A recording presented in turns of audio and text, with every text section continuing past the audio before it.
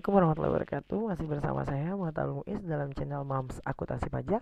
Kali ini saya akan membahas secara singkat berkaitan dengan bab 9, yaitu indirect holding dan mutual holding, di mana yang kita ketahui di sini adalah indirect holding dalam bahasa Indonesia sendiri adalah kepemilikan tidak langsung. Dengan kata lain, di mana investasi memungkinkan si investor tersebut untuk mengendalikan atau mempengaruhi secara signifikan perusahaan lain tidak melalui kepemilikan saham secara langsung, di mana kita tahu dalam sistem indirect holding ini terdapat dua struktur, yaitu yang pernah kita pelajari, yaitu struktur father son and grandson atau induk anak dan cucu. Yang kedua adalah struktur afiliasi terkoneksi atau connecting affiliation, di mana ini bagan berkaitan dengan induk anak dan cucu.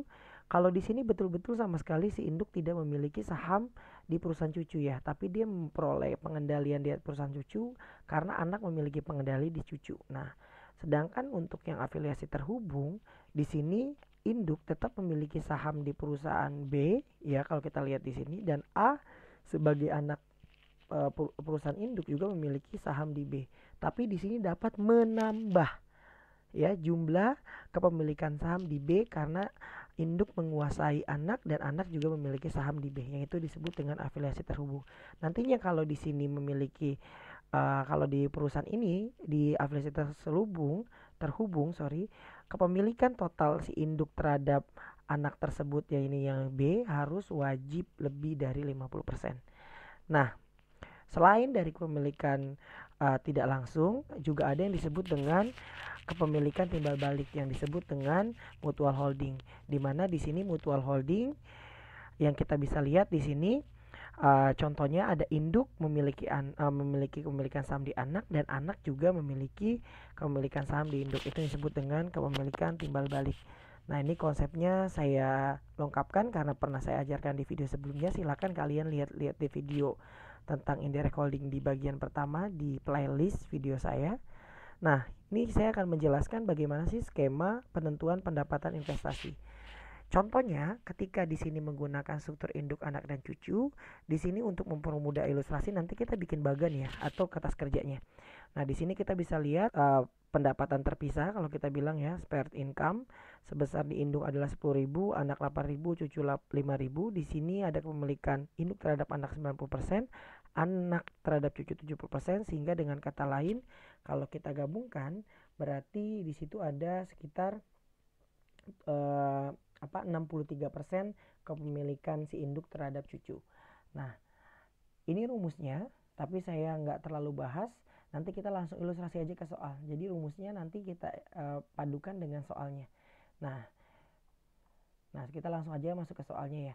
Contoh yang pertama, soal yang pertama, jikalau tanpa adanya amortisasi excess value atau contohnya adalah misalkan paten dan lain-lain ya, dan tanpa adanya transaksi inter perusahaan, jadi nggak ada transaksi antar perusahaan tersebut, jadi baik itu anak, induk dan cucunya nggak ada ya. Nah, di sini kita bisa lihat tadi di soal dikasih tahu ada pendapatan terpisah masing-masing adalah untuk si induk adalah 10.000, anak 8.000 dan cucu 5.000. Nah, kita bisa lihat di sini kepemilikan induk terhadap anak adalah 90% tadi ya. Anak terhadap cucu adalah 70%. Yang pertama kita lihat dulu alokasi dulu. Ini kita bikin bagannya, kertas kerjanya biar kalian lebih gampang bagaimana cara mengalokasikan pendapatan untuk nanti laba konsolidasi. Nah, di sini cucu memiliki kan pendapatan atau yang kita sebut dengan income 5.000 ya. Berarti kalau 70%-nya adalah 3.500, maka cucu harus dikurangi 3.500 yang akan dialokasikan ke anak 3.500. Maka nanti total income si anak menjadi 10.350. Nah, 10.350 tersebut harus dialokasikan ke induk, yaitu sebesar berapa? 90%, karena kepemilikan induk terhadap anak adalah 90%. Sehingga nantinya laba konsolidasi didapat 10.000 ditambah dengan 10.350. Ini didapat dengan cara 90% dikali tadi ya, 10.350. Sehingga nanti laba konsolidasi si induk adalah tadi yang saya bilang 20.350. Untuk laba non pengendali atau NCA-nya adalah 1.150 dan untuk cucu adalah 1.500. Jadi saya ulangi lagi, untuk anak adalah 1.150 dan untuk cucu adalah 1.500. Nah, pendapatan investasi pihak pengendali tadi ya saya udah ulas di perhitungan saya yang tadi saya udah jabarkan, saya lengkap saja berkaitan dengan penjelasannya. Nanti kalian bisa baca-baca aja ketika lupa. Nah, di sini nomor 2, bagaimana ketika adanya excess value tapi tanpa adanya transaksi interperusahaan. Misalnya di sini induk mengakuisisi anak dengan selisih investasi adalah 2000 yang akan diidentifikasikan sebagai paten. Berarti ada excess value dianggap sebagai paten di sini. Dimana amortisasinya 5 tahun. Berarti nanti 2000 dibagi 5 berarti 400 per tahun. Akuisisi anak ke cucu tidak menghasilkan selisih nilai. Berarti nggak ada ya. Jadi antara fair value dengan book value sama. Jadi nggak ada excess value anak dan cucu nih di sini. Berarti sama seperti tadi konsepnya, kita alokasikan dulu pendapatan si cucu. Jadi mulainya dari cucu dulu ya. Cucu ke anak, anak ke induk. Jadi cucunya di sini 3.500 dialokasikan ke anak, anaknya penghasilannya nanti pendapatannya terpisah bertambah menjadi 11.500. Untuk induk tetap sama dulu ya.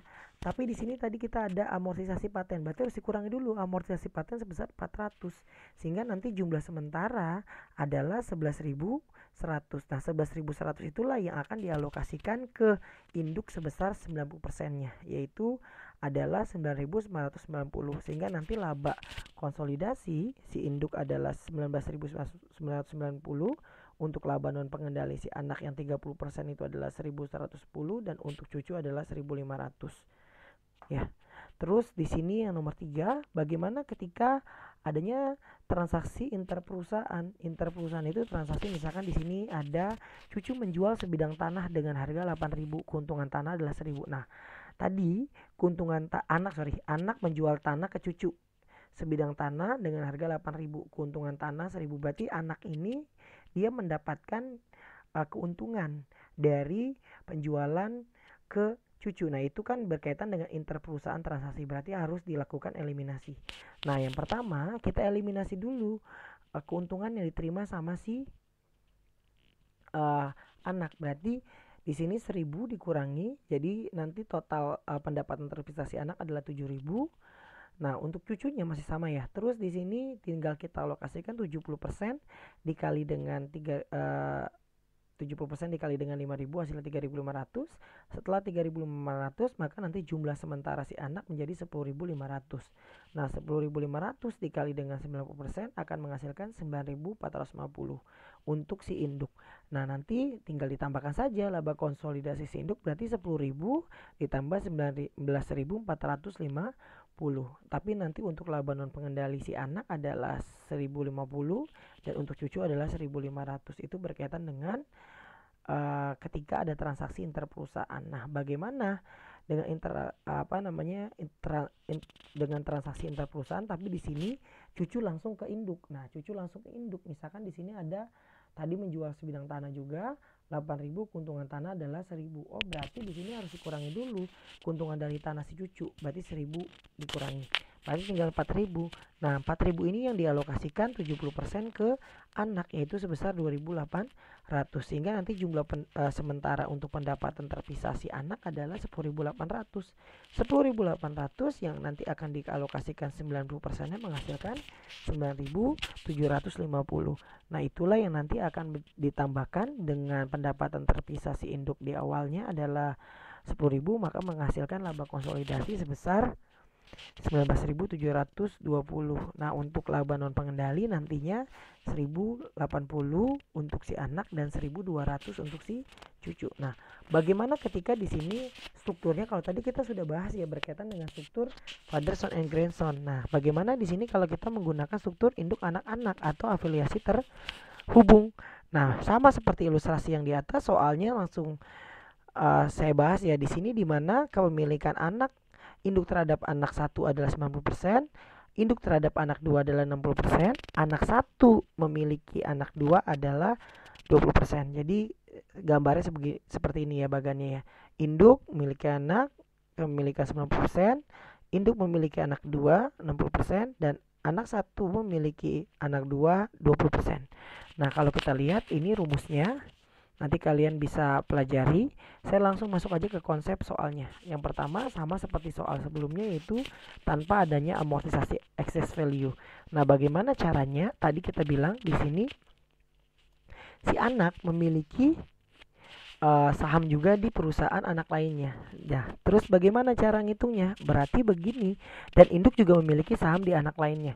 Jadi pertama kita lihat dulu pembagian alokasinya. Dari 5.000 tersebut, tadi kepemilikan induk terhadap anak 2 adalah 60% dan anak 1 terhadap anak 2 adalah 20%. Jadi nanti dari 5.000, 3.000 untuk si induk, 1.000 untuk si anak, sehingga nanti jumlah sementaranya untuk induk menjadi 13.000, untuk anak menjadi 9.000, dan untuk anak kedua berarti menjadi 1.000. Nah, setelah nanti ditambahkan 9.000 tersebut, nah di sini tinggal kita kalikan alokasinya, berarti 9.000 dikali dengan 90%, karena kepemilikan induk terhadap anak 1 adalah 90%, sehingga menghasilkan di sini 8.100. Nah, itulah yang menjadi laba konsolidasi nantinya ditambahkan dengan jumlah sementara menghasilkan 21.100, sedangkan untuk laba non pengendali si anak menjadi 900 dan untuk anak kedua adalah 1.000. Nah, bagaimana ketika di sini ada excess value tapi belum ada transaksi interperusahaan? Misalnya di sini mengakuisisi anak 1 dengan selisih nilai investasi sama ada paten. Nah, paten tersebut diamortisasi 5 tahun, berarti ada 400 yang harus dilakukan pengurangan nanti berkaitan dengan other expense, karena berkaitan dengan paten yang diamortisasikan ya, amortisasi expense ya. Nah, kita bisa lihat di sini yang pertama yang harus kita lakukan adalah pendapatannya masih sama, tapi terus di sini juga alokasinya juga masih sama, yaitu dari anak 2 ke anak 1. Sedangkan di sini kita harus lihat dulu, harus dikurangi dengan paten, karena kenapa? Si induk membeli anak tersebut ada patennya, dan paten itu wajib diamortisasi. Berarti di sini dikurangi 400 sehingga nanti anak menghasilkan laba sementaranya atau pendapatan sementaranya adalah 8.600. Nah, 8.600 itulah yang akan dialokasikan ke induk sebesar 90%-nya, berarti menghasilkan 7.740. Nanti laba konsolidasi sama seperti tadi, tinggal ditambahkan aja 13.000 ditambah dengan 7.740 menghasilkan 20.740. Sedangkan untuk laba non pengendali si anak 1 adalah 860 dan anak 2 adalah 1.000. Nah, bagaimana ketika di sini kita langsung saja masuk ke materi mutual holding. Bagaimana ketika di sini menggunakan mutual holding? Nah, di dalam mutual holding ini ada dua pendekatan, yaitu treasury dan konvensional, seperti yang saya sudah pelajari ya. Kita pelajari bareng-bareng kemarin ya. Dimana pendekatan treasury ini adalah pendekatan yang nantinya ketika si anak ini membeli si induk, tapi saham tersebut tidak diperjualbelikan di pasar, atau dengan kata lain di sini adalah saham yang tidak beredar ya.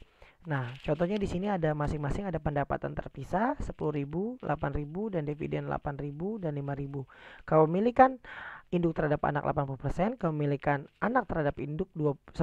Nanti seperti ini. Jadi induk ini bagannya, diagramnya, induk memiliki anak 80%, anak memiliki induk adalah 10%.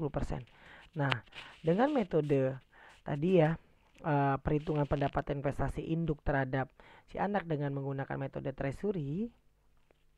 Nah, bagaimana cara melakukan struktur berkaitan dengan untuk menghitung laba konsolidasi? Kita lihat di sini pendapatan terpisah induk masing-masing tadi 10.000 dan 8.000. Pendapatan dividen dari induk adalah 10% dikali dengan dividen induk. Tadi dividen induk adalah 8.000. Anggap aja di sini dividennya adalah 8.000, berarti hasilnya adalah dividen untuk si anak berarti adalah 800. Jadi sehingga nanti jumlah sementara si anak adalah 8.800. Nah, alokasi anak terhadap induk adalah 80% dikali dengan 8.800. Hasilnya adalah 7.040. Tapi yang terakhir sebelum kita melakukan penjumlahan harus dilakukan eliminasi dividen dari induk ke anak dengan perlakuan downstream. Kenapa demikian? Karena kita nanti akan mengakui pendapatan dari induk tersebut juga kan, tadi yang 800 itu kan sebenarnya adalah milik induk juga ketika di laporan nanti konsolidasi. Makanya dengan demikian yang 800 ini harus dilakukan eliminasi. Jadi tadi 10.000 ditambah 7.040 dikurangi 800. Di sini kalau kita lihat, kalau secara keseluruhan adalah 16.280, tapi kalau kita lihat dari pendapatan investasi dari anak sebenarnya hanya 6.280. Ini yang disebut dengan contoh treasury. Saya rasa cukup materi kali ini berkaitan dengan rangkuman materi bab 9 tentang indirect dan mutual holding. Ketika ada pertanyaan, silakan kalian komentar di kolom komentar. Wassalamualaikum warahmatullahi wabarakatuh. Jangan lupa subscribe.